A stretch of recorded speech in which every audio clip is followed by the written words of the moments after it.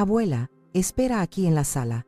Iremos a documentar el equipaje y volvemos por ti, dijo Javier, mi único hijo, con ese tono de voz que había perfeccionado con los años. Era una cadencia falsamente paciente, una melodía condescendiente reservada para los ancianos, los confundidos y, sobre todo, los inconvenientes. Asentí, por supuesto. ¿Qué otra cosa podía ser una madre de 75 años, cuyo único propósito en la vida parecía haberse reducido a obedecer y no estorbar? Me senté donde me indicaron, en un sillón de plástico duro, junto a una planta polvorienta que parecía tan cansada de existir como yo en ese momento. A mi izquierda, un niño pequeño lloraba con la desesperación de quien ha perdido toda esperanza en el universo. Y su madre lo ignoraba, absorta en su teléfono. A mi derecha, una televisión parpadeaba sin sonido, mostrando un mapa del tiempo con ciclones girando en un océano lejano como furiosas peonzas de la naturaleza.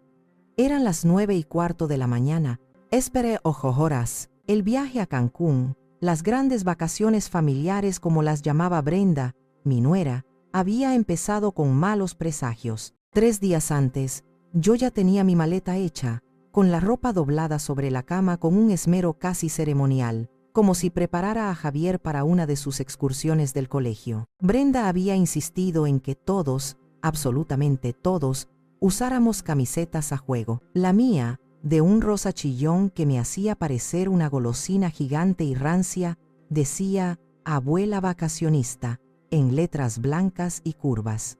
No me gustaba, me sentía ridícula, como un payaso en un funeral, pero me la puse. La obediencia se había convertido en mi segunda piel, una armadura invisible contra sus miradas de desaprobación. En el aeropuerto, cuando saqué mis propias galletas de avena del bolso, mi estómago ya no toleraba cualquier cosa.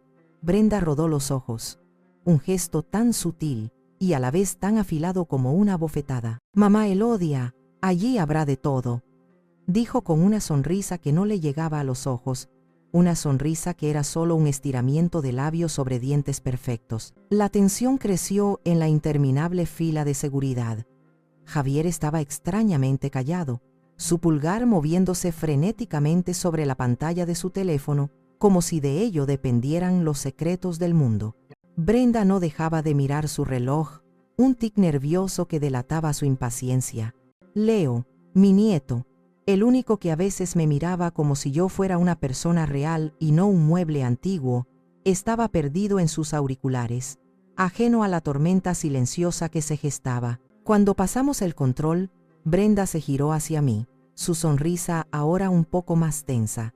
«Mamá, quédate aquí en la sala, es más cómodo para ti. Nosotros nos adelantamos con las maletas, los pases de abordar de los niños, todo ese lío. Tú relájate, ya has hecho suficiente». Me dio una palmadita en el brazo, un gesto mecánico y vacío. No era afecto, era un despido. Así que me senté y esperé.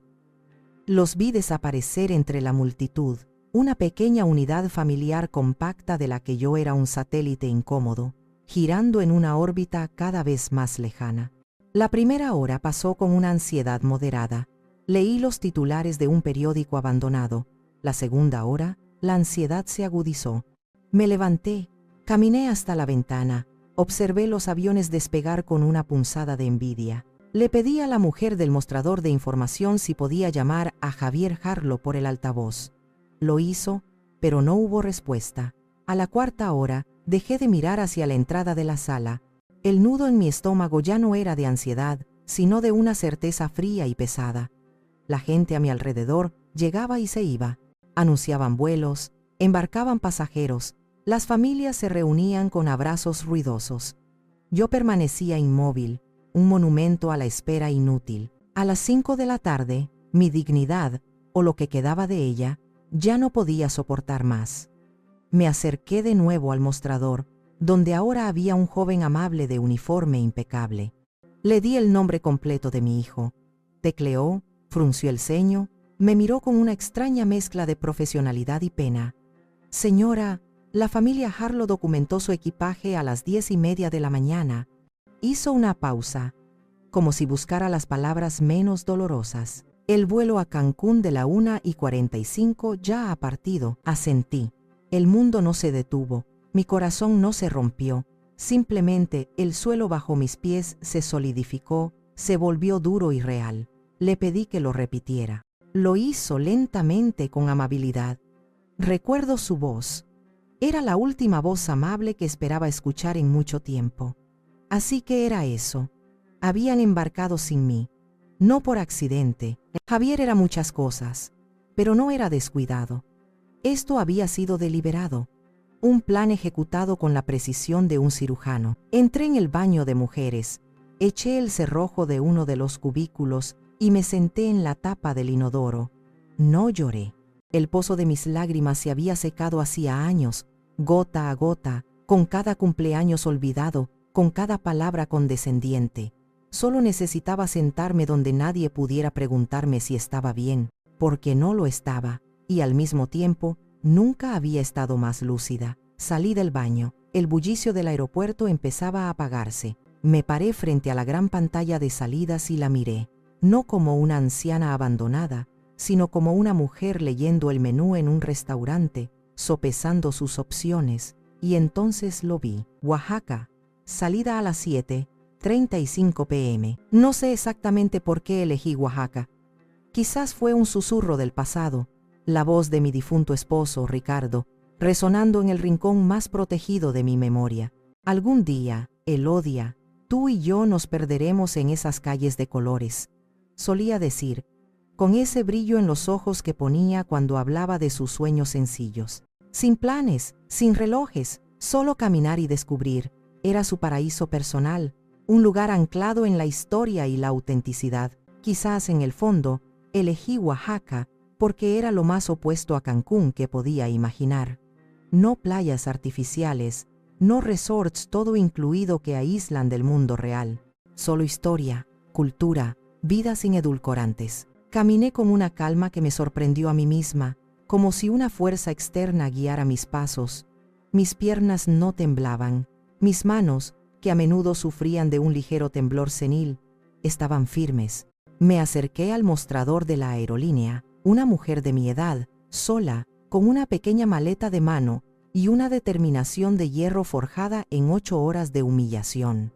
Un boleto para Oaxaca, por favor, para esta noche. La joven del mostrador me miró, quizás extrañada, quizás buscando en mis ojos una señal de confusión o de emergencia familiar.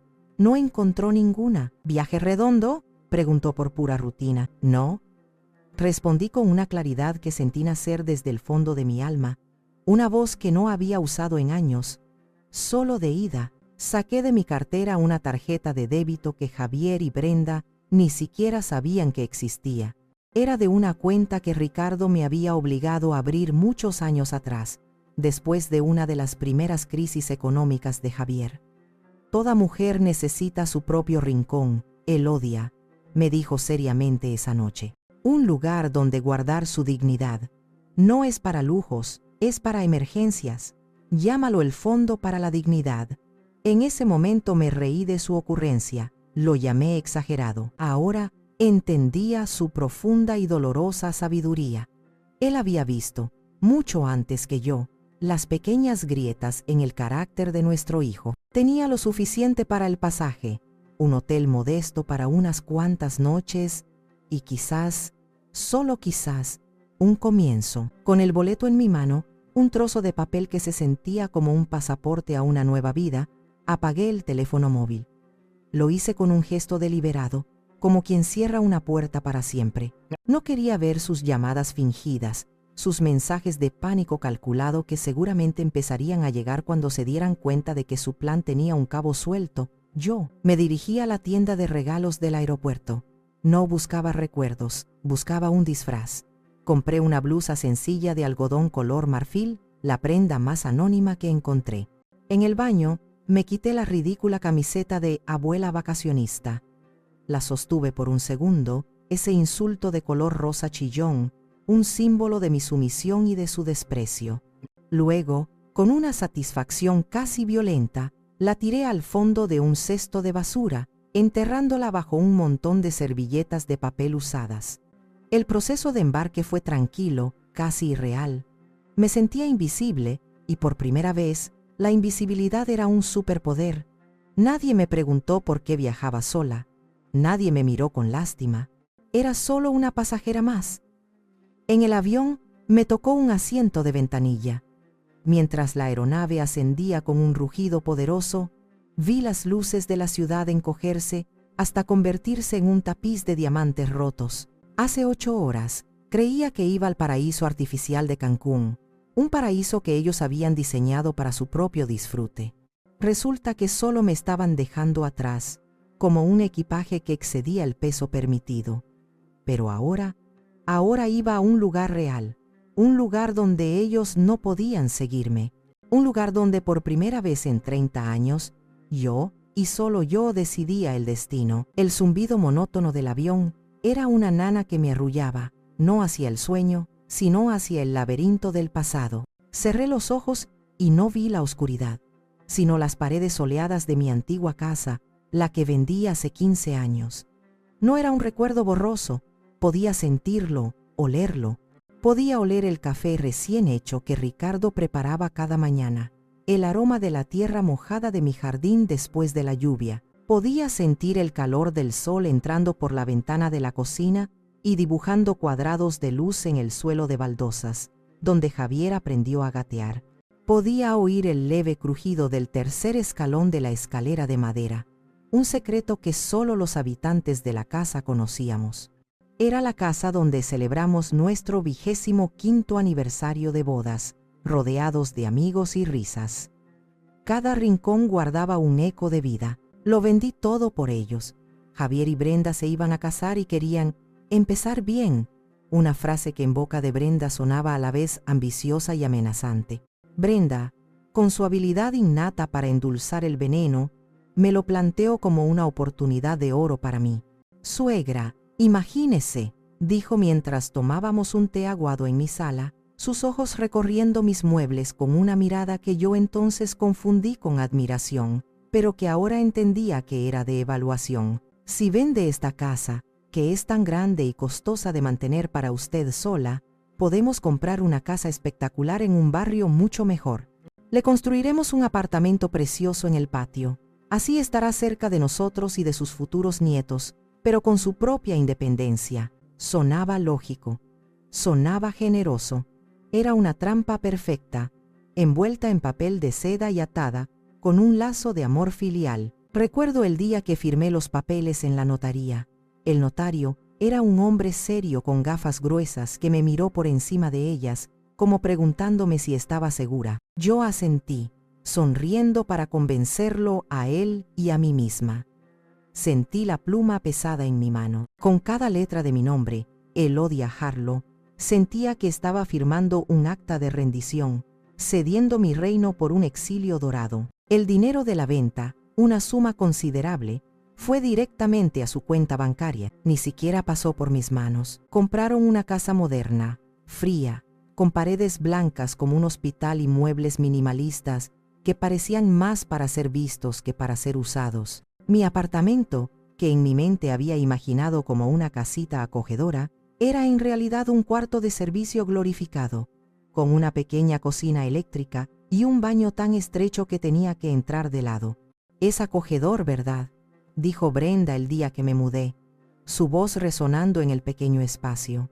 Acogedor era su palabra para pequeño. La primera herida, la que te avisa de que vendrán más, llegó pronto. Yo había insistido en llevar conmigo los muebles más queridos. El pesado sillón de cuero de Ricardo, donde había leído cientos de libros. La vitrina de caoba de mi madre, llena de pequeñas figuritas de porcelana. El viejo reloj de pared de mi abuelo, cuyo tic-tac había medido el tiempo de mi infancia. No se preocupe, suegra. Los guardaremos en la bodega mientras decidimos dónde ponerlos, aseguró Brenda con su sonrisa tranquilizadora. Una semana después, estaba regando mis macetas cuando vi al camión de la basura. 2 hombres cargaban con esfuerzo el sillón de Ricardo. Corrí hacia ellos, con el corazón en la garganta. «Ese es mi sillón», grité. Uno de ellos, un hombre corpulento y sudoroso, se encogió de hombros. La señora de la casa nos dijo que sacáramos todo lo que estaba en el garaje, que era para tirar. Cuando enfrenté a Brenda, Ella fingió una sorpresa digna de una actriz. ¡Ay, no puede ser! ¡Qué terrible confusión! Seguro que los de la mudanza lo pusieron ahí por error. ¡Qué pena más grande!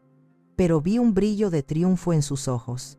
Mis recuerdos, mi historia, no encajaban en su estética moderna y despejada. Poco a poco, mi pasado fue borrado, guardado en una bodega que nunca existió. Me convertí oficialmente en una inquilina en la propiedad que yo misma había pagado. El avión seguía su curso inexorable hacia el sur y mis recuerdos también.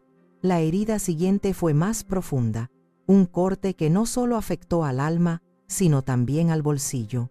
Sucedió hace unos 5 años.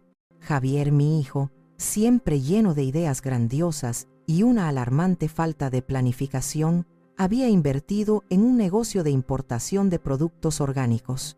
Era la moda, decía.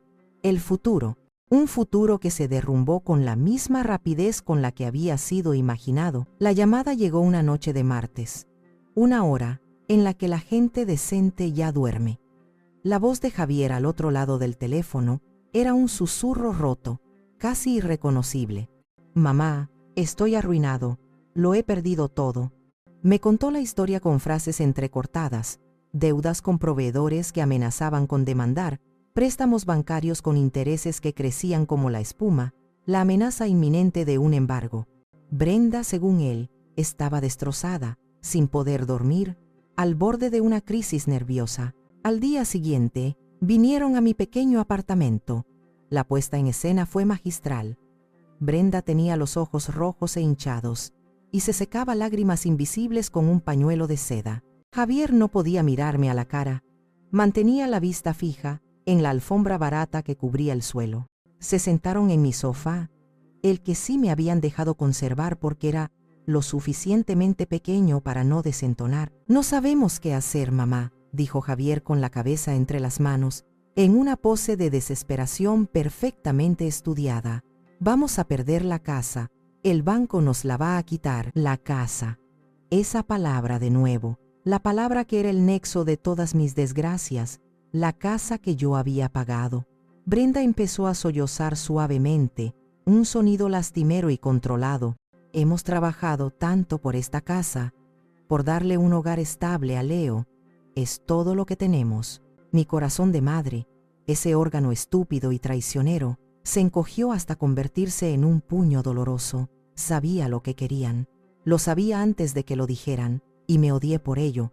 Ricardo me había dejado un seguro de vida al morir. No era una fortuna, pero era mi seguridad, el colchón para mi vejez, el fondo para mis posibles enfermedades, el dinero para poder morir con dignidad sin ser una carga para nadie. Era mi última línea de defensa. «¿Cuánto necesitan?», pregunté, y mi voz sonó como la de una extraña. Javier levantó la vista, y en sus ojos vi una mezcla repugnante de vergüenza y esperanza ansiosa.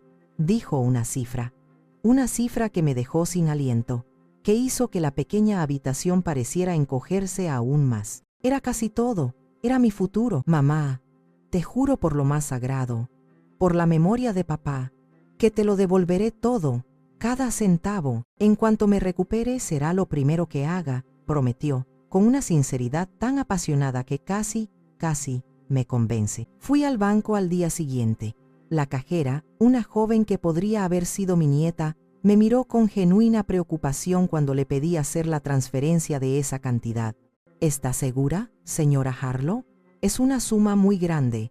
¿No prefiere un cheque de caja?» «No, una transferencia», insistí, evitando su mirada. «Es para mi hijo», añadí, como si esa frase mágica pudiera justificar cualquier locura. Vi mi seguridad, mi tranquilidad, los números que representaban mis últimos años de paz, desaparecer de la pantalla con un simple clic. El dinero nunca volvió, por supuesto. El negocio de Javier se recuperó, sí, vaya que sí se recuperó. Empezaron a viajar de nuevo, a comprar coches nuevos, a renovar la cocina con electrodomésticos de acero inoxidable que parecían sacados de una revista. Un día, reuniendo todo mi valor, le pregunté a Javier, con la mayor delicadeza posible, por el préstamo. Se puso a la defensiva inmediatamente. «Mamá, Ahora mismo las cosas están muy complicadas. Hay muchas inversiones que hacer. No es un buen momento. La que dio el golpe de gracia, la que retorció el cuchillo, fue Brenda. Unos días después, estábamos en su flamante cocina nueva. «Suegra», dijo mientras guardaba unas compras carísimas del supermercado gourmet, sin mirarme. «Debería controlar un poco sus gastos. Sabe, ahora que todos tenemos que apretarnos el cinturón, cada peso cuenta». La audacia, la crueldad infinita de sus palabras, me dejó helada, sin poder respirar.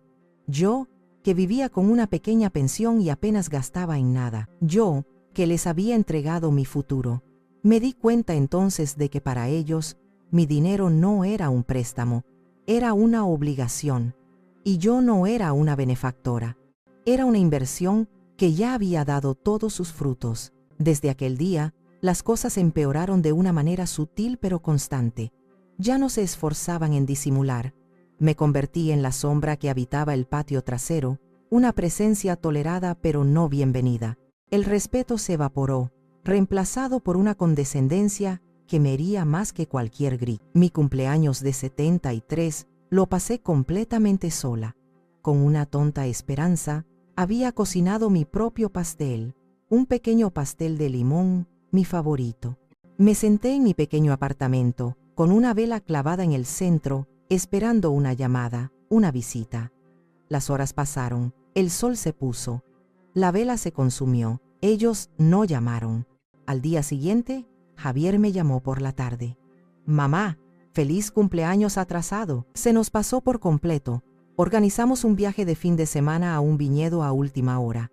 Con tanto estrés del trabajo se me fue el santo al cielo. Pero yo sabía que no era olvido, era indiferencia. Era la clara señal de que yo ya no formaba parte de sus celebraciones, ni de sus pensamientos. Mi presencia solo era requerida para tareas específicas, cuando les resultaba útil. «Mamá, ¿puedes cuidar a Leo el sábado por la noche?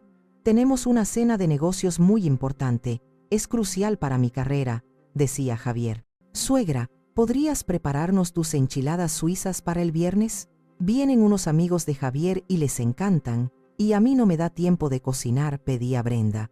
Yo era la niñera gratuita, la cocinera a domicilio, y lo hacía. Me tragaba mi orgullo y lo hacía, diciéndome a mí misma que era por Leo, mi único rayo de luz en esa casa fría. Leo era diferente. A sus 16 años, todavía conservaba una pureza de corazón que sus padres habían perdido hacía mucho tiempo. Todavía tenía la capacidad de ver más allá de las apariencias. A veces, se escapaba de la casa principal y venía a mi apartamento con la excusa de buscar un libro. Nos sentábamos juntos en mi pequeño sofá. Me contaba de la escuela, de la chica que le gustaba, de sus sueños de ser astrónomo y descubrir una nueva galaxia. «Abuela, ¿por qué ya no cuentas historias como antes, como cuando era pequeño?», me preguntó una vez, con una nostalgia que me partió el alma. «Porque a nadie más le interesa escucharlas, mi niño», quise responder. «Porque tu madre cree que son tonterías de viejos, y tu padre está demasiado ocupado para escuchar a nadie». La gota que derramó el vaso, el presagio final de la traición que estaba por venir, tuvo que ver con él, con mi Leo. Para su cumpleaños número 15, me pidió que le ayudara a construir una maqueta del sistema solar. Fue un proyecto que nos unió durante una semana entera. Pasamos horas en mi pequeña sala, investigando tamaños, pintando con esmero cada planeta de poliestireno, calculando las órbitas con hilos y alambres. Quedó preciosa. Saturno con sus anillos de cartulina, la Tierra con sus continentes dibujados a mano, el diminuto Plutón que insistimos en incluir.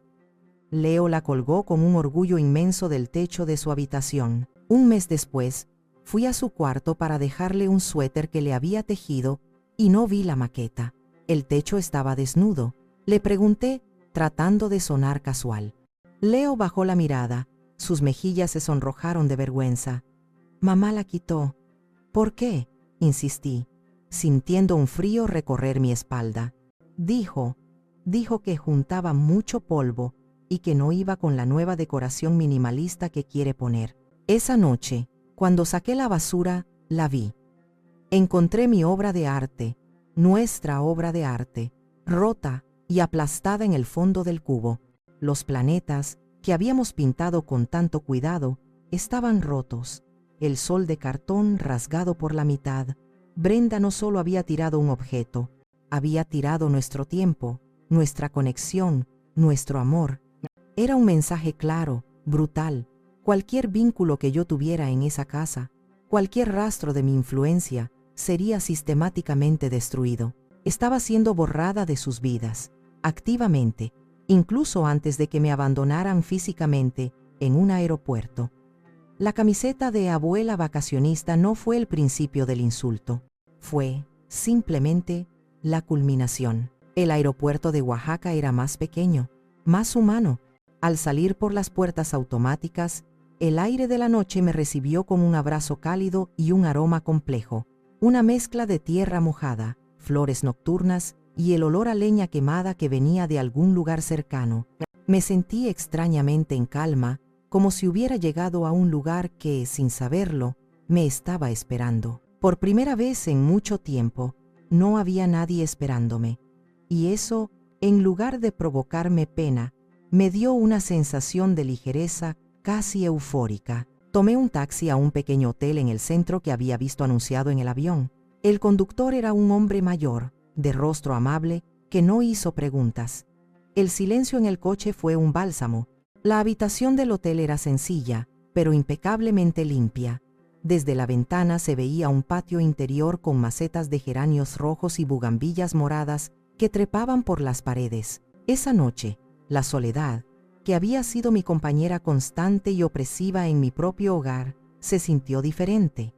Aquí era una soledad elegida, no impuesta, era espacio, era aire. Fue entonces, en el silencio profundo de esa habitación desconocida, interrumpido solo por el lejano ladrido de un perro, cuando la coraza que me había construido durante años se resquebrajó. Saqué de mi bolso la única foto que siempre llevaba conmigo, una de Ricardo y yo, tomada en nuestro aniversario de plata. Él me abrazaba por la espalda, y ambos reíamos a carcajadas por alguna tontería que seguro él había dicho. La coloqué con cuidado en la mesita de noche, y le hablé en un susurro, como si pudiera oírme. Ricardo, mi amor, hice lo correcto. ¿Qué se supone que haga ahora? Tengo tanto miedo, y estoy tan sola. Las lágrimas, esas viejas traidoras que pensé que se habían secado para siempre, comenzaron a brotar, calientes y amargas. Lloré por él, por lo mucho que lo extrañaba. Lloré por la traición inconcebible de mi hijo. Y lloré por la mujer tonta y ciega que había permitido que la pisotearan durante tanto tiempo. Fue un llanto amargo, convulso, pero necesario. Como una tormenta de verano que, aunque destructiva, limpia el aire y permite que todo vuelva a empezar. A la mañana siguiente, me desperté con el sonido de las campanas de una iglesia cercana.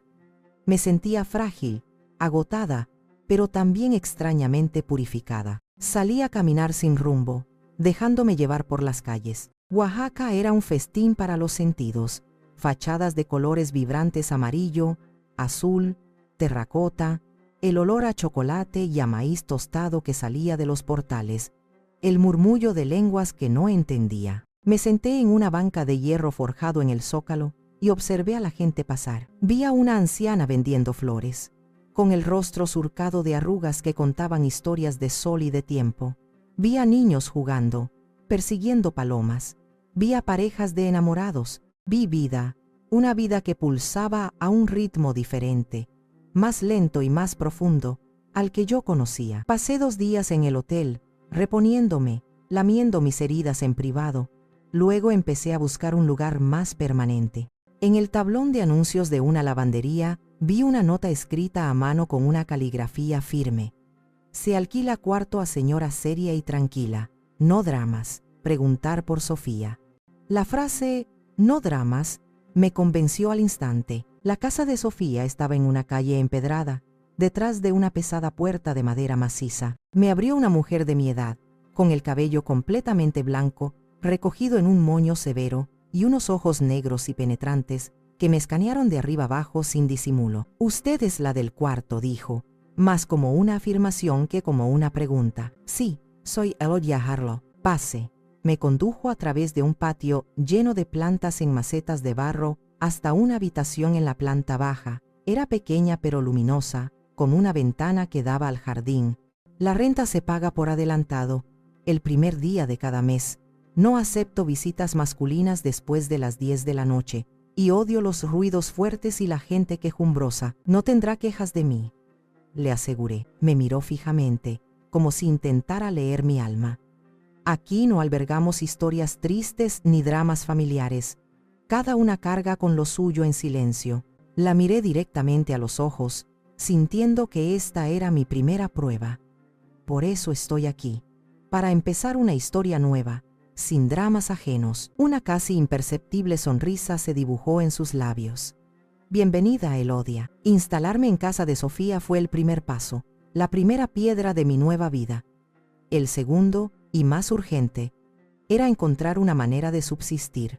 El fondo para la dignidad de Ricardo no duraría para siempre, y la idea de gastarlo hasta el último centavo me aterraba. Necesitaba mi propio ingreso, por modesto que fuera. Necesitaba sentirme útil de nuevo. Durante mis paseos de reconocimiento, había notado un pequeño café llamado El Colibrí. Siempre parecía lleno, no tanto de turistas, sino de gente local, estudiantes, oficinistas, parejas de ancianos. Tenía un ambiente cálido y un delicioso olor a café y pan recién horneado que se escapaba por la puerta. Un día, al pasar, vi un pequeño cartel escrito con tiza en una pizarra. Se necesita ayudante de cocina, con experiencia y ganas de trabajar. Mi corazón dio un vuelco. Yo tenía experiencia, décadas de ella, aunque no fuera profesional, y ganas de trabajar me sobraban. Al día siguiente me puse mi mejor blusa, la que había comprado en el aeropuerto, y entré con el estómago hecho un nudo. Hacía más de 50 años que no pedía trabajo. Me recibió Carla, la dueña, una joven de unos 30 años, con energía desbordante y un tatuaje de un colibrí en el brazo. Me miró con una mezcla de sorpresa y escepticismo. Busco trabajo. Vi el cartel, dije, mi voz sonando un poco más débil de lo que pretendía. El trabajo es duro, señora, dijo, secándose las manos en su delantal. Mucho calor, muchas horas de pie, y el chef es particular. He criado un hijo, enterrado a un esposo y mantenido una casa por 50 años, respondí encontrando mi firmeza. El calor, estar de pie y los hombres particulares no me asustan. Carla soltó una carcajada. Me gusta su actitud. Venga a una prueba mañana, de 7 de la mañana a 3 de la tarde. Veremos qué tal se le da. El primer día fue un desastre humillante. Mis manos, desacostumbradas al ritmo frenético de una cocina profesional, temblaban. Se me cayó una bandeja entera de panecillos que acababan de salir del horno. Confundí el azúcar con la sal al preparar la mezcla para los pasteles. El chef, un hombre joven y malhumorado, me gritó 2 veces. Carla fue paciente, pero vi la duda y la lástima en sus ojos. Me sentí vieja, torpe, inútil. Esa noche, en mi cuarto, lloré de frustración. Estuve a punto de rendirme, de decidir que era demasiado vieja para empezar de nuevo. Pero entonces recordé la sonrisa de suficiencia de Brenda, la mirada esquiva de Javier, y la rabia, una rabia justa y poderosa, me dio fuerzas. No les iba a dar esa satisfacción. Volví al día siguiente. Y al siguiente, poco a poco, mis manos recordaron el ritmo ancestral de picar cebolla, el aroma del sofrito en la cazuela, la magia de transformar ingredientes simples en algo delicioso. Mis movimientos se volvieron más seguros, más fluidos. Empecé a anticipar las necesidades del chef, a tener listos los ingredientes antes de que los pidiera. El chef dejó de gritarme. Carla empezó a sonreírme de verdad. Un día, probó una salsa de tomate que yo había preparado siguiendo la receta de mi madre. Sus ojos se abrieron de par en par. «Oye, Elodia, esto está increíble», dijo sorprendida. «¿Sabe ahogar? ¿Dónde aprendiste a cocinar así?» «De mi madre y de la necesidad», respondí. Fue en El Colibrí donde conocí a Mateo. Era un cliente habitual, un hombre de unos 80 años, distinguido y de hablar pausado. que siempre se sentaba en la misma mesa junto a la ventana a leer el periódico y tomar un café solo. Durante mis descansos, a veces me sentaba en una mesa cercana. Un día, me vio leyendo un libro. «Disculpe la intromisión», dijo con una voz profunda y agradable. «Veo que lee a García Márquez. ¿Es usted aficionada a la literatura latinoamericana?» Así empezó nuestra amistad. Mateo era un profesor de historia jubilado de la UNAM. Era viudo, y como yo, había encontrado en Oaxaca un refugio del ruido y la prisa del mundo moderno. Nuestras conversaciones se convirtieron en el punto culminante de mi día. Hablábamos de libros, de política, de los cambios del mundo, de los recuerdos. Él me escuchaba con un interés genuino, sin condescendencia. Valoraba mi opinión, me hacía sentir inteligente, interesante. Era una sensación que había olvidado por completo. Con Sofía había encontrado un techo y una aliada. Con Carla, un propósito. Con Mateo había encontrado un amigo que alimentaba mi mente y mi espíritu. Estaba construyendo pieza a pieza, con materiales sólidos, una vida que era verdaderamente mía. Habían pasado casi 3 meses desde mi llegada a Oaxaca. Mi vida había adquirido una rutina tranquila y satisfactoria, un ritmo suave que me curaba el alma. Las mañanas en el calor y el bullicio de la cocina de El Colibrí, las tardes de lectura en el silencioso patio de Sofía o de conversación estimulante con Mateo. Mi teléfono seguía apagado en el fondo de un cajón, un artefacto de una vida pasada que ya no me pertenecía. El pasado era un país lejano, en cuarentena, del que no quería recibir noticias. Pero el pasado, como una mala hierba con raíces profundas, siempre encuentra la manera de volver a crecer, de abrirse paso entre las grietas del presente. Una tarde, al volver del trabajo, cansada pero contenta, Sofía me entregó un sobre. Su expresión era neutra, pero sus ojos inquisitivos. «Llegó para ti». Me lo dio el cartero. Dice que la dirección era un poco confusa y que preguntó en la tienda de la esquina. El corazón me dio un vuelco doloroso.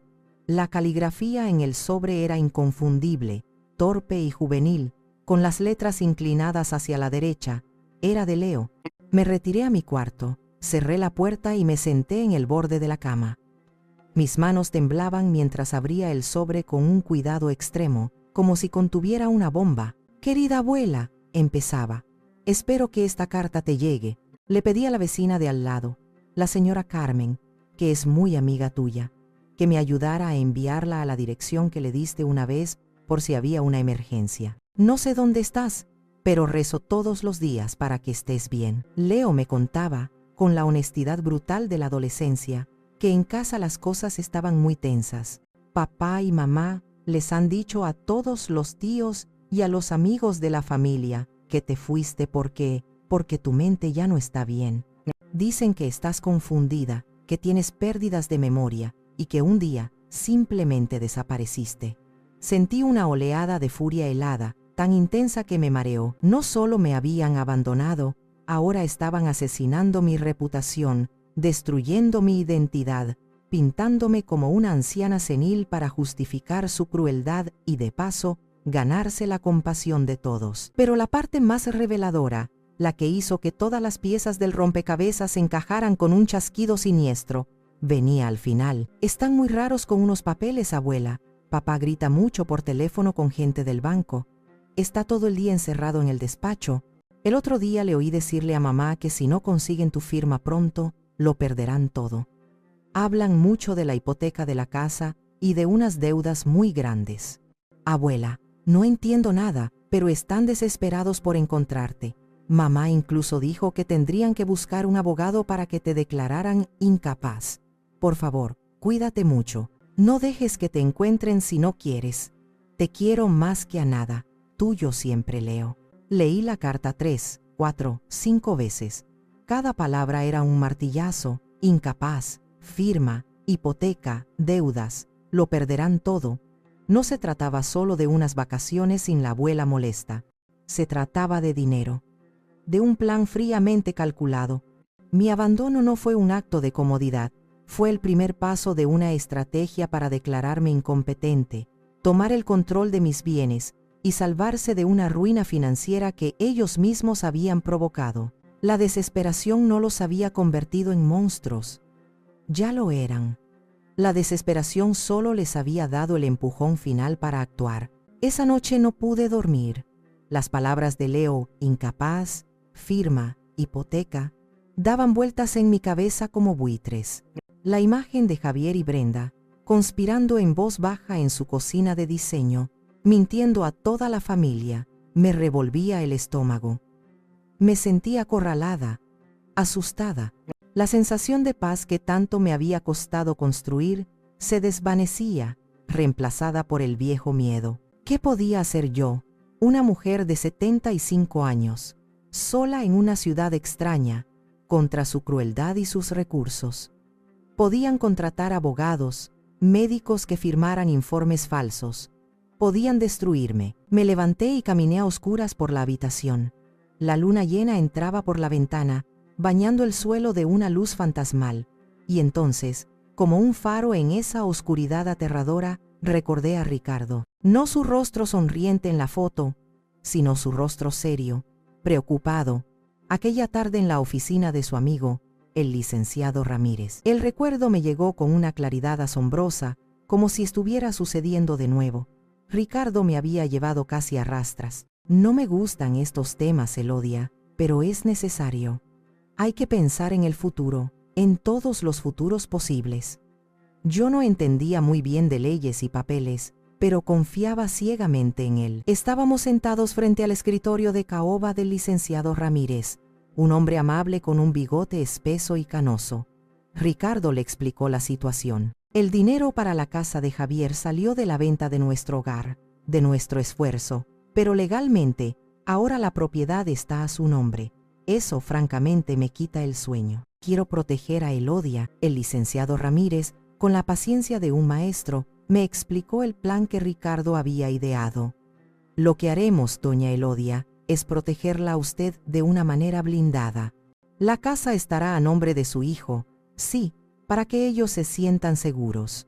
Pero vamos a firmar un documento ante notario, que se inscribirá en el registro de la propiedad, donde usted queda constituida como usufructuaria vitalicia de la totalidad del inmueble. ¿Qué significa eso exactamente?, pregunté, sintiéndome un poco tonta. Significa, intervino Ricardo, con una seriedad que rara vez le veía, y tomando mi mano sobre el escritorio, que mientras tú vivas, esa casa es tan tuya como de él. Tienes derecho a vivir en ella, a disfrutarla, a alquilarla si quisieras y quedarte con la renta. Y lo más importante, Elodia, escúchame bien, no pueden venderla, no pueden hipotecarla, no pueden usarla como aval para un préstamo, no pueden hacer absolutamente nada con esa propiedad sin tu consentimiento y tu firma personal ante notario.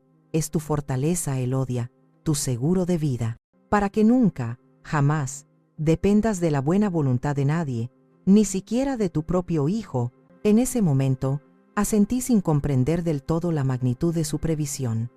Me pareció un poco exagerado, una desconfianza innecesaria. Qué equivocada estaba. Ahora, en la soledad de mi cuarto en Oaxaca, a cientos de kilómetros de distancia, entendía. Ricardo, desde la tumba, desde el más allá, me estaba protegiendo. Me había dejado un arma, un escudo indestructible. El miedo que me atenazaba empezó a disiparse, como la niebla al salir el sol, reemplazado por una nueva sensación, una que no había sentido en mucho tiempo: poder. No era la dueña legal del título, pero era la dueña de la llave, la única llave, y ellos la necesitaban desesperadamente. De repente, la balanza se había inclinado de una forma espectacular. Ya no era la víctima acorralada, la anciana senil a la que podían manipular.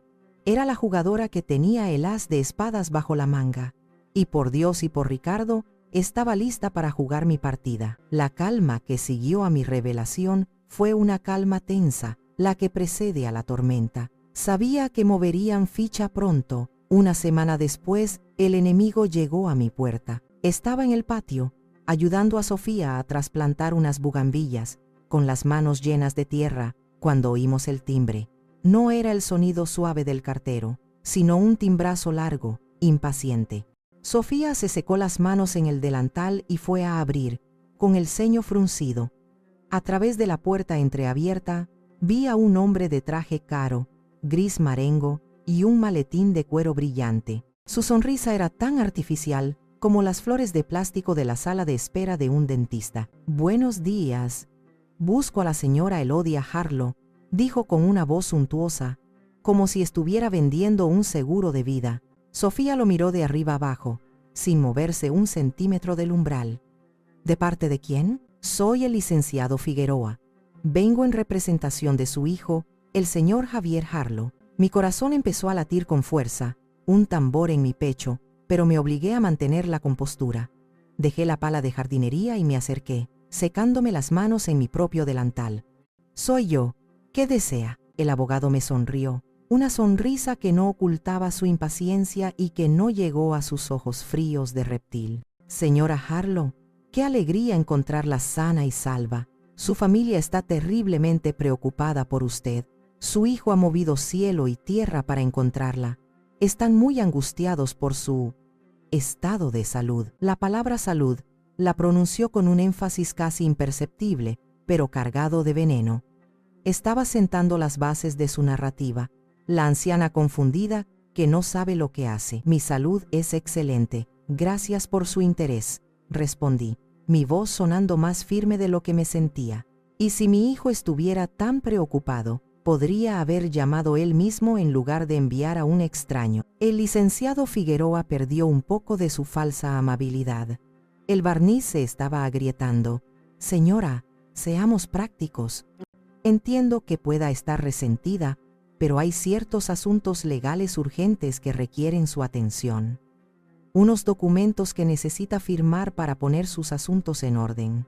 Si me permite pasar, podemos resolverlo en 5 minutos». «No», dije, y la palabra salió de mi boca, pequeña pero sólida como una piedra.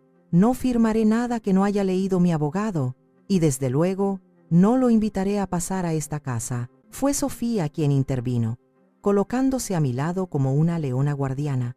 Su presencia me dio una fuerza inesperada. «El señor ya la oyó. Esta es mi casa, y usted no es bienvenido.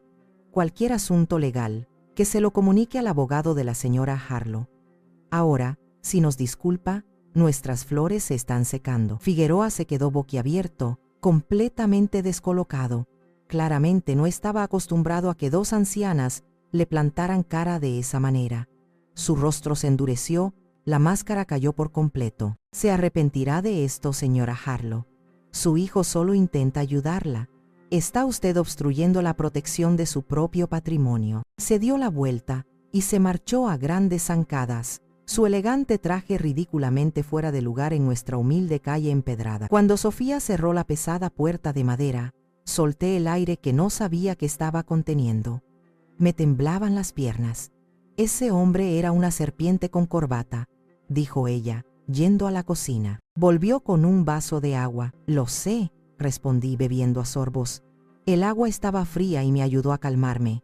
«Y lo han enviado porque están desesperados, y la gente desesperada comete errores». Le sonreí a Sofía. «Es hora de llamar a mi propio abogado». Al día siguiente, con las manos firmes, busqué en mi vieja agenda el número del despacho del licenciado Ramírez. Su voz, al otro lado de la línea, fue un bálsamo, un ancla en medio de mi tormenta.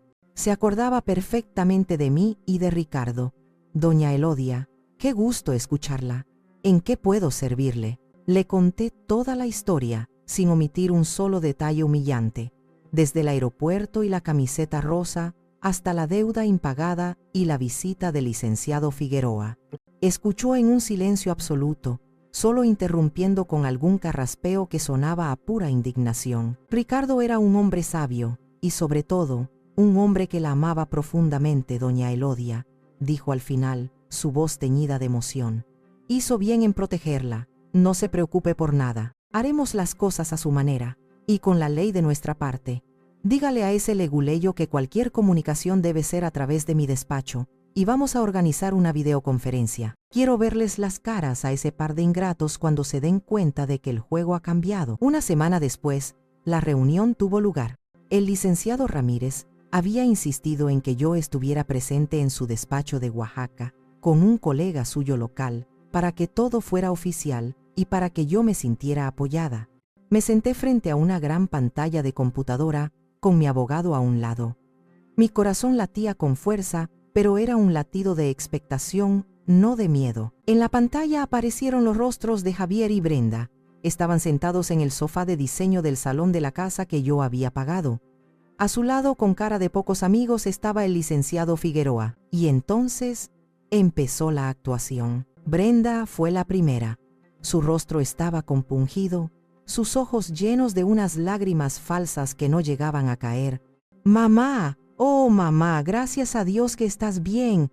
Estábamos tan preocupados. Hemos pasado los peores meses de nuestras vidas. Pensamos que te había pasado algo horrible». Su voz era un lamento tembloroso, digno de la mejor actriz de telenovela. Javier, con aspecto demacrado y ojeras probablemente reales, pero por las razones equivocadas, continuó con el drama. «Mamá, ¿por qué te fuiste así? ¿Por qué no nos llamaste? No tienes idea de la angustia que hemos pasado. Te hemos buscado por todas partes, hemos puesto denuncias. ¿Por qué nos haces esto?». Escuché su teatro en silencio, sintiendo una mezcla de asco y una extraña paz. Cada palabra era una mentira calculada, una manipulación diseñada para hacerme sentir culpable, para pintarme como la irresponsable, la cruel, la mentalmente inestable. Hablaban de su angustia, de su preocupación. Ni una sola palabra sobre las 8 horas que pasé sola y humillada en un aeropuerto. Ni una sola disculpa. «Creímos que estabas detrás de nosotros en la fila», dijo Brenda, con la voz quebrada por un sollozo. «Cuando nos dimos cuenta en la misma puerta de embarque de que no estabas, entramos en pánico. Pero ya era demasiado tarde, iban a cerrar el vuelo. Fue una pesadilla, era una mentira tan burda, tan insultante para mi inteligencia». La rabia, fría y afilada como el acero, subió por mi garganta. Pero recordé el consejo del licenciado Ramírez. «Déjelos hablar, doña Elodia, que se enreden ellos solos en su propia red de mentiras». Así que esperé, manteniendo mi rostro tan inexpresivo como el de una estatua, mientras ellos tejían su historia de víctimas inocentes y yo, la madre descarriada y senil que los había abandonado en un capricho. Cuando terminaron, hubo un silencio tenso, cargado de expectativas. El licenciado Figueroa carraspeó, ajustándose la corbata, listo para dar el golpe final. «Como ve, doña Elodia, todo ha sido un terrible y desafortunado malentendido. Su familia la quiere de vuelta, quieren cuidarla. Solo necesitamos resolver unos pequeños trámites para asegurar su futuro y el de ellos». Me incliné ligeramente hacia el micrófono. Era mi turno de hablar. Respiré hondo, sintiendo el aire llenar mis pulmones. Miré directamente a la cámara, buscando los ojos de mi hijo, de ese extraño que llevaba mi sangre. 8 horas, dije. Mi voz era baja, sin emoción, pero cortó el silencio de la sala como un cuchillo afilado. Javier frunció el ceño, confundido por mi aparente falta de reacción a su drama. «¿Qué? ¿Qué dices, mamá?» «Esperé 8 horas en esa sala, Javier», repetí, articulando cada palabra con una precisión glacial. «Desde las 9:15 de la mañana hasta pasadas las 5 de la tarde. 8 horas en las que no recibí ni una llamada, ni un mensaje, ni una alerta por el altavoz. 8 horas en las que me trataron como un mueble viejo, que se abandona en la acera porque ya no combina con la decoración». Brenda intentó interrumpir, su rostro contorsionado por la indignación fingida. «Suegra, eso no es justo nosotros». «Silencio», la corté y mi voz subió un decibelio, cargada de una autoridad que ni yo misma sabía que poseía. Por primera vez en 15 años, me obedeció. «Ustedes no entraron en pánico. Ustedes documentaron su equipaje, pasaron el control de seguridad y se fueron a tomar un café o a comprar en las tiendas libres de impuestos. Se olvidaron de mí porque era conveniente olvidarse de mí. Y ahora, no están preocupados por mi bienestar. Están preocupados por esta casa». El rostro de Brenda pasó del rosa de la indignación al blanco del pánico. Javier se removió incómodo en su asiento, su mirada yendo de la pantalla a su abogado, buscando una salida que no existía. Fue el licenciado Ramírez quien tomó la palabra, y su voz grave y autoritaria llenó la sala. Señores Harlow, licenciado Figueroa, veo que persisten en su narrativa del malentendido. Permítanme aclarar la situación desde una perspectiva legal. Mi clienta, la señora Elodia Harlow, es plenamente consciente de sus actos y goza de una salud mental perfecta. Y también, gracias a la carta de su nieto, es plenamente consciente de la precaria situación financiera de ustedes. Figueroa palideció visiblemente. El golpe había dado en el blanco. Hablemos del documento que tanto le surge firmar, continuó Ramírez, implacable. El documento para obtener una hipoteca sobre la propiedad. Supongo que en su prisa no han tenido en cuenta un pequeño detalle legal, un pequeño apéndice en las escrituras de la propiedad. Ramírez hizo una pausa dramática, saboreando el momento. Mi clienta, la señora Elodia Harlow, es la usufructuaria vitalicia de dicha propiedad, un derecho que mi buen amigo, el difunto Ricardo Harlow, se aseguró de dejarle bien atado e inscrito en el registro público, lo que significa, para que lo entiendan bien, ya que parecen un poco lentos, que esa casa no puede ser vendida, ni hipotecada, ni gravada de ninguna manera, mientras doña Elodia viva, sin su expresa autorización firmada ante un notario público. El silencio en la pantalla fue total, absoluto. Podía ver el engranaje en la mente de Brenda, procesando la información, viendo su plan, su vida entera, desmoronarse ante sus ojos. Su máscara de víctima se hizo añicos, y lo que quedó fue la pura y fea codicia, la rabia de una ladrona frustrada. «Eso es ridículo», explotó, su voz convirtiéndose en un chillido agudo y desagradable. «Nosotros hemos pagado la hipoteca de esa casa durante años. Esa vieja egoísta vive allí gratis a costa nuestra. Esa casa debería ser nuestra». Javier intentó callarla, tirando de su brazo. «Brenda, por favor, cálmate», pero ya era tarde. La verdad, en toda su crudeza y fealdad, había salido a la luz.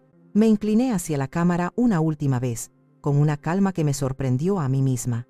«La vieja egoísta», dije, saboreando cada palabra, «ha tomado una decisión». Me volví hacia mi abogado, que me miraba con una sonrisa de aprobación. «Licenciado, por favor, proceda». El licenciado Ramírez asintió solemnemente. «Doña Elodia me ha dado instrucciones precisas de poner la propiedad en venta de inmediato. Según la ley, tienen ustedes 30 días naturales a partir de la recepción de la notificación oficial para desalojar la propiedad de mi clienta. Dicha notificación les llegará mañana mismo por burofax. Que tengan un buen día». Cerré la tapa de la computadora con un movimiento suave y definitivo. No necesitaba ver sus rostros de horror. La partida había terminado. Y yo, la abuela abandonada en un aeropuerto, acababa de hacer jaque mate. Los meses que siguieron fueron un torbellino de actividad legal y burocrática, pero por primera vez era un torbellino que no me arrastraba. Me mantuve al margen, en mi santuario de paz en Oaxaca. El licenciado Ramírez, un verdadero ángel guardián, se encargó de todo con una eficiencia implacable. Me mantenía informada con llamadas breves y precisas. La casa, según me dijo, se vendió sorprendentemente rápido y por un buen precio. La compró una joven pareja de médicos que, según le contaron al abogado, se enamoraron perdidamente del jardín que yo había cuidado con tanto esmero durante años. La ironía no se me escapó. Una tarde, mientras preparaba la cena, recibí una llamada a mi nuevo teléfono, un celular sencillo que Sofía me había ayudado a comprar y cuyo número solo tenían ella, Mateo y el licenciado Ramírez. Era un número desconocido. Dudé, sintiendo un escalofrío, pero decidí que ya no tenía por qué tener miedo. Contesté. «Abuela?» Era la voz de Leo, sonaba más madura, más grave. «Hola, mi niño, qué alegría escucharte. ¿Cómo estás?» Hablamos durante casi una hora. Me contó, con una tristeza serena, las consecuencias de aquel jaque mate. La venta de la casa había sido el golpe final, la chispa que hizo explotar el polvorín de deudas, mentiras y reproches mutuos que era el matrimonio de sus padres. Estaban en proceso de divorcio. Brenda se había ido a vivir con su hermana a otra ciudad. Y Javier, «Papá no está bien, abuela», dijo Leo en voz baja. «Vive solo en un apartamento pequeño, alquilado. Apenas sale. El otro día fui a verlo y lo encontré llorando en la cocina, mirando una foto tuya de cuando eras joven, de antes de que yo naciera. Me dijo que lo había perdido todo por su propia estupidez y su cobardía. Sentí una punzada de dolor, un eco de mi antiguo amor de madre. La imagen de mi hijo, solo y derrotado, me dolió. Pero era un dolor lejano, como el recuerdo de una herida ya cicatrizada, una cicatriz que te recuerda que sobreviviste. ¿Y tú cómo estás, Leo? Eso es lo que me importa. Estoy bien, abuela. De verdad, es triste, pero también es más tranquilo. Ya no hay gritos. Voy a empezar a trabajar en una librería por las tardes para ahorrar para la universidad. Sobre eso, le dije, sonriendo para mis adentros. Revisa tu cuenta bancaria mañana. Te he dejado un regalo. Es el dinero de tus estudios. Tu abuelo Ricardo y yo siempre quisimos que fueras a la universidad sin preocupaciones. Leo se quedó en silencio, y luego oí un sollozo ahogado. Gracias, abuela, gracias. Antes de colgar, me dijo algo que se quedó conmigo. Papá me dejó un mensaje de voz para ti. Me pidió que te lo pusieras y hablaba contigo. Dudé un instante, pero accedí. La voz de Javier, quebrada por los sollozos, llenó la línea. Mamá, mamá, perdóname, por favor, perdóname. Lo arruiné todo. Fui un cobarde, un idiota. Te necesito. Escuché el mensaje hasta el final. Cuando terminó, hubo un largo silencio. Finalmente le dije a Leo, con la voz más serena que pude, dale las gracias por el mensaje y dile que espero, de todo corazón, que encuentre la paz. Colgué el teléfono. El perdón es un camino largo y complicado, y a veces el primer paso no es perdonar al otro, sino perdonarse a uno mismo por haber aguantado tanto. Quizás algún día llegaría a ese destino, pero por ahora mi propio camino, el de mi paz, era mucho más importante. Ha pasado un año desde aquel día fatídico en el aeropuerto, un día que ahora recuerdo no como el final de mi vida, sino como el verdadero comienzo. Mi existencia en Oaxaca es sencilla, pero inmensamente rica. Vivo en un apartamento pequeño y luminoso en el centro histórico de la ciudad, con un balcón lleno de las mismas flores que cultivaba en mi antiguo jardín. El aroma de los geranios por la mañana es mi despertador. Sigo trabajando en El Colibrí, no por necesidad económica, sino por puro placer. Carla dice que soy el alma de su cocina y me ha dado libertad para crear nuevos platillos. Mis chilaquiles Elodia son ahora los más famosos del barrio. El trabajo me mantiene activa, me hace sentir útil y parte de una comunidad. Mi familia ahora es diferente. Es una familia forjada no en la sangre, sino en el afecto y el respeto mutuos. Sofía, con su honestidad brutal y su lealtad inquebrantable, es la hermana que nunca tuve. Nos cuidamos mutuamente, compartimos cenas silenciosas y criticamos las telenovelas de la tarde. Mateo y yo paseamos por las tardes por el jardín etnobotánico, o nos sentamos en el zócalo a ver el mundo pasar. Nuestras conversaciones son un festín para mi intelecto, un recordatorio de que mi mente sigue viva y curiosa. Su compañía es un regalo de serenidad y sabiduría. Carla, Leo con quien hablo por videollamada cada domingo, incluso los clientes habituales del café, son los hilos de oro y plata que tejen el tapiz de mi nueva vida. Esta tarde, están todos en mi casa. He cocinado mi famoso mole, una receta que me enseñó mi abuela, y el apartamento está lleno de risas y del aroma especiado a chocolate y chiles. Mateo está contándole una anécdota histórica sobre Monte Albán a Carla, que lo escucha fascinada. Mientras tanto, Sofía discute acaloradamente con Leo a través de la pantalla de la tablet sobre cuál es la mejor película de ciencia ficción de todos los tiempos. Los observo desde el umbral de la cocina, con una cuchara de madera en la mano, y una profunda sensación de gratitud me inunda, tan cálida y reconfortante como el sol de la tarde que entra por el balcón. Pasé la mayor parte de mi vida adulta construyendo un hogar para otros, entregando mi tiempo, mi energía, mi dinero y mi amor incondicionalmente. Pero me abandonaron en una sala de espera anónima, y en esa soledad forzada, en esa humillación pública, encontré una verdad fundamental que me liberó. El verdadero hogar no es una estructura de ladrillos y cemento, no son los lazos de sangre que a veces se convierten en cadenas. El verdadero hogar es un sentimiento. Es el lugar donde te sientes visto, valorado, respetado. Es donde tu presencia es una alegría, no una obligación. Javier y Brenda no me quitaron mi hogar, solo me mostraron, de la manera más cruel posible, que nunca lo había tenido realmente con ellos. Sin saberlo, me hicieron el favor de echarme de una casa para que yo pudiera, por fin, encontrar mi verdadero hogar. Aquí, en esta ciudad mágica, rodeada de extraños que se convirtieron en mi familia elegida, levanto mi copa de agua de Jamaica. Un brindis, digo, y todas las conversaciones se detienen. Me miran, sonriendo. Por los nuevos comienzos, no importa la edad que tengamos, y por las fortalezas que no sabíamos que teníamos, hasta que no nos quedó más remedio que usarlas. Todos levantan sus copas, y mientras el sonido del cristal choca suavemente en la habitación, sé, con una certeza que me calienta el alma, que finalmente, después de un largo y tortuoso viaje, he llegado a casa.